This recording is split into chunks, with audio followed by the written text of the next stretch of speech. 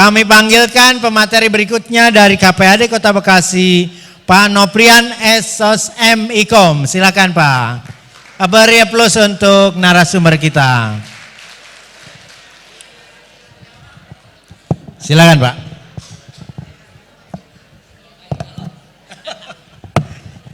Bawa airnya galon nih Bapak. Berarti siap bicara beberapa jam ini ya. Baik, saya perkenalkan terlebih dahulu Pak Noprian Esos M. Ikom ini. Beliau adalah Wakil Ketua KPAD ya Pak ya, Kota Bekasi. Jadi tepat sekali menyampaikan paparannya pada kita dan tepat sekali ketika Ibu Bapak nanti punya permasalahan dan berdiskusi dengan beliau. Untuk itu tanpa mengurangi waktu, saya persilakan sepenuhnya kepada Bapak narasumber. Silakan Pak.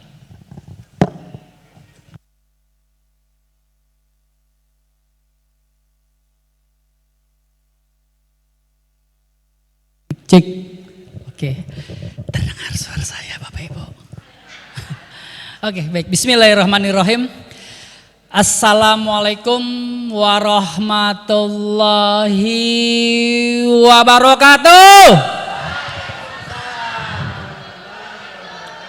Alhamdulillah, mudah-mudahan yang jawab masuk surga. Ya baik, alhamdulillahirrahmanirrahim, segala puji bagi Allah, Tuhan semesta alam yang hari ini masih memberikan kita nikmat iman, nikmat Islam, dan juga nikmat yang kadang-kadang kita lupa, ayah bunda, ibu, bapak, guru sekalian, itu nikmat panjang umur. Karena itu nikmat yang sangat berharga, bangun tidur tiba-tiba kita masih kasih umur oleh Tuhan, oleh Allah. Dan itu harus kita syukuri setiap hari, setiap detik. Karena kita tidak akan pernah tahu kapan usia kita berakhir. Yang pasti mati itu adalah pilihan. Mati dengan cara baik atau husnul khotimah adalah pilihan, mati itu pasti. Gitu. Baik, salat juga salam kita panjatkan kepada uswatun hasanah kita, Nabi besar Muhammad SAW. Semoga kita mendapatkan syafaatnya. Mudah-mudahan kita menjadi orang yang bermanfaat seperti Rasulullah, karena sebaik-baik manusia adalah dia yang bermanfaat untuk sesama. Baik, Bapak Ibu sekalian, izinkan saya berdiri boleh ya? Terima kasih Pak Moderator yang ganteng. Ya, tadi perkenalan dulu ya Bapak Ibu guru sekalian. Kan pepatah mengatakan tak kenal maka tak sayang. Kalau udah kenal boleh sayang-sayangan. Boleh nggak? Boleh dong, sayang-sayangan dalam kebaikan. Gitu kan ya.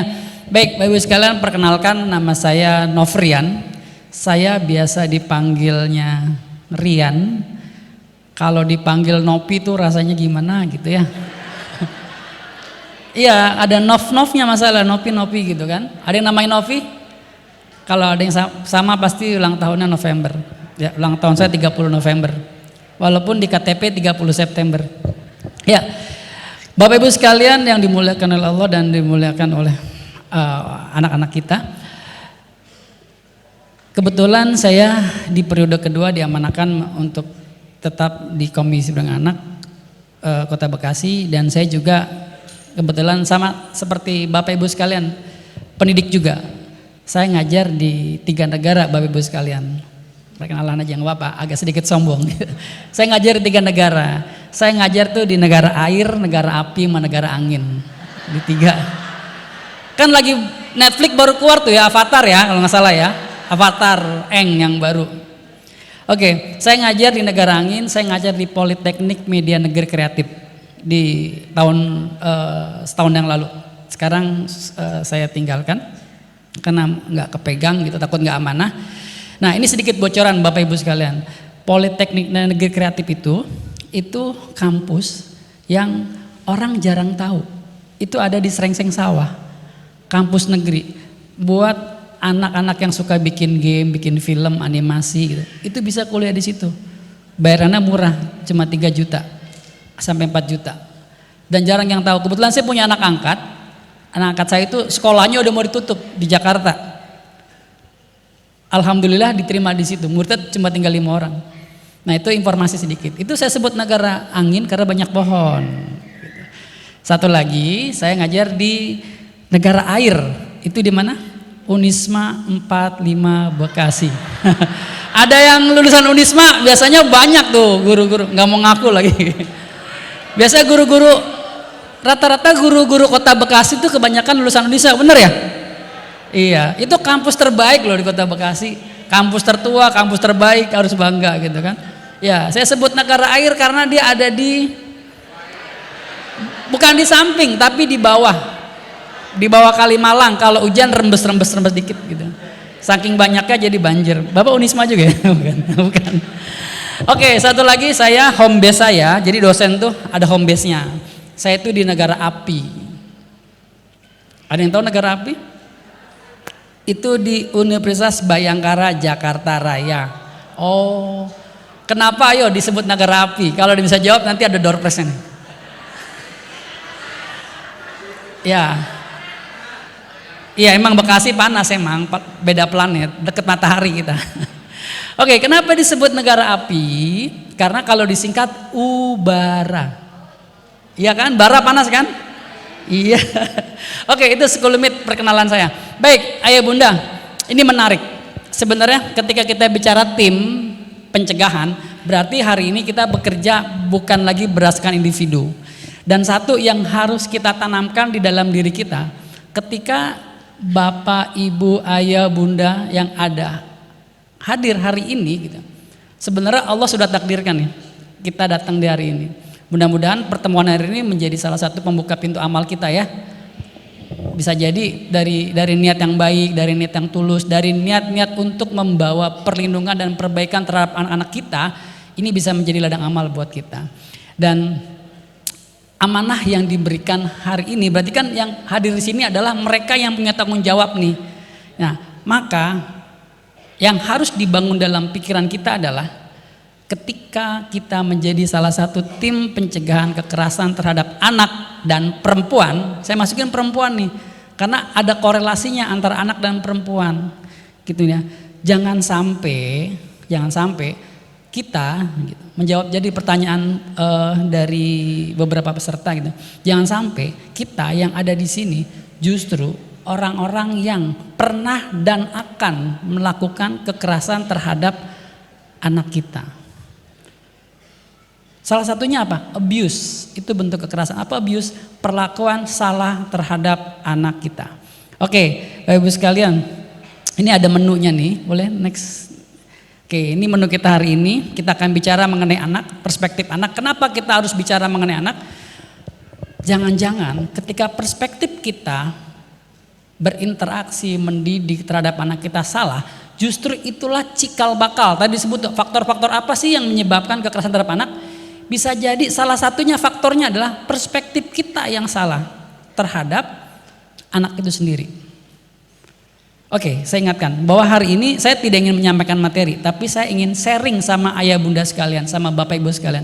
Bisa jadi bapak ibu sekalian ilmu lebih banyak dari saya, tapi bisa jadi saya punya pengetahuan lebih, jadi saya sampaikan. Bukan karena saya lebih cerdas atau lebih pintar dari bapak ibu sekalian, tapi mungkin pengetahuan saya lebih tahu lebih dulu dan punya pengalaman di situ.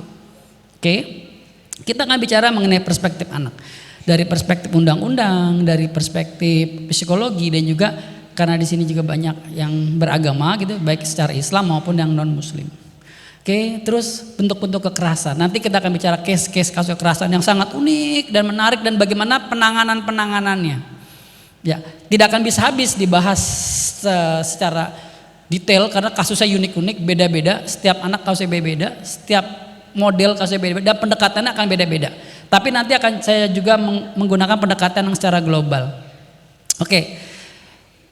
Next, kita lanjut. Ya, baik. Kita samakan dulu ke konten pertama. Bapak Ibu sekalian. Ini ada gambar. Oke, ada gambar. Saya ingin tahu dulu perspektif kita mengenai anak. Oke. Bapak Ibu sekalian, ketika saya tanya, apa sih yang ada di dalam pikiran Bapak Ibu sekalian mengenai anak? Boleh saya lompat? Oke. Anak amanah, apa lagi? Titipan kayak motor. Awu? Titipan dari Allah, ada lagi? Anak itu unik. Apa Bu? Tadi ada orang tuanya? Cerminan dari orang tua. Apalagi? Kebahagiaan, cucu. Oh lucu kirain. Kan hari ini juga masih banyak ya kita orang-orang tua yang akhirnya bukan cuma ngurusin anak tapi ngurusin cucu. Iya. Ayo ngacung siapa? Oke, Bu, betul semua Bu. Jadi gini, ini kebiasaan saya kalau saya ngajar di kelas, saya bilang gini ke mahasiswa saya. Pada saat saya bertanya atau kita berinteraksi atau kalian mahasiswa saya mengutarakan pendapat, minimal mahasiswa saya nyebutnya teman-teman kalau di kelas, saya nyebut teman-teman. Minimal teman-teman dapat nilai 1. Nilai apa? Nilai belajar. Kenapa gitu? Ketika seseorang berani mengutarakan pendapat, pikiran, ide gitu kan, maka volume otaknya akan berkembang. Kenapa berkembang? Karena rasa takutnya hilang. Ketika orang takut mengutarakan pendapat, maka di dalam dirinya akan muncul rasa takut. Rasa takut itu akan mengakibatkan volume otaknya mengecil. Makanya orang yang belajar dengan kondisi takut, tegang atau gurunya galak, mau pelajaran segampang apapun gak bakal bisa. Gitu. Makanya kalau di kelas saya selalu utarakan pendapat, pikiran, karena akan muncul kreativitas, ide, gitu kan. Minimal keberanian akan muncul. Makanya ketika misalkan disuruh jadi ketua kelas, pasti rata-rata murid kita akan nunjuk ke satu orang. Munculnya budaya nunjuk, dia aja Bu, dia aja. Gitu. Nggak ada budaya saya aja dah. Gitu. Budaya itu nggak muncul dan itu budaya paling buruk. Baik di tingkat sekolah dasar maupun di universitas masih ada. Dan itu juga salah satu loh, itu salah satu kondisi perlakuan salah. Yang salah siapa? Nanti kita bongkar kenapa hari ini anak-anak kita kayak gitu. Kayak gitu. Oke, next berikutnya. Nih, anak apa lagi? Tadi ada yang lucu, imut. Saya kasih gambar yang lucu, imut. Soleh, soleha. Gitu ya. Oke. Next Mas. Nah, kalau ngelihat kayak gini, anak itu apa yang ada di pikiran kita? Ujian kayak PTS ya. Hari lagi PTS, ujian. Musibah.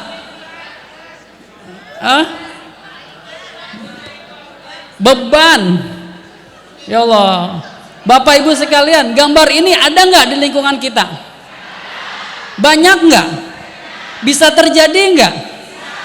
Kepada anak kita bisa nggak? Iya, jangankan kita mau didik anak orang, didik anak sendiri aja kita nggak bisa. Terjadi kayak gini. Sedih. Bahkan ibu saya tuh pernah saya bandel gitu ya waktu kecil. Saya bilang, "Ini kalau bisa ibu masukin ke perut dimasukin lagi gitu." Saking nyesel yang lahirin anak bandel gitu kan ya. Kayak gitu. Ini yang terjadi di lingkungan kita tadi.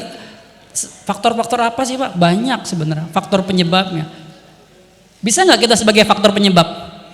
Bisa. Kita sebagai guru bisa nggak? Bisa. Bisa jadi kita salah pola didiknya gitu. Bisa jadi karena bukan salah kita, bukan karena sistemnya lebih tinggi lagi. Sistemnya memaksakan kita harus bertindak seperti itu. Kan hari ini saya sangat prihatin Bapak Ibu sekalian, kondisi guru kita hari ini. Gaji nggak seberapa, tugas administratifnya paling banyak, bebannya paling banyak. Itu kan kondisinya kan. Denger-denger itu makan siang ngambil dari dana bos loh katanya loh.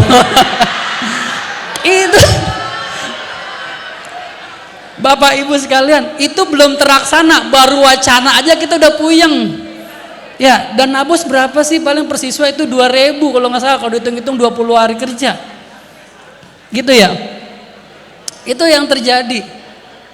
Ya kan, udah gitu udah dana bos dikejar-kejar sama LSM gitu ya. Waduh, udah bebannya banyak banget dah gitu kan. Bagaimana kita mau mendidik siswa kita dengan maksimal dengan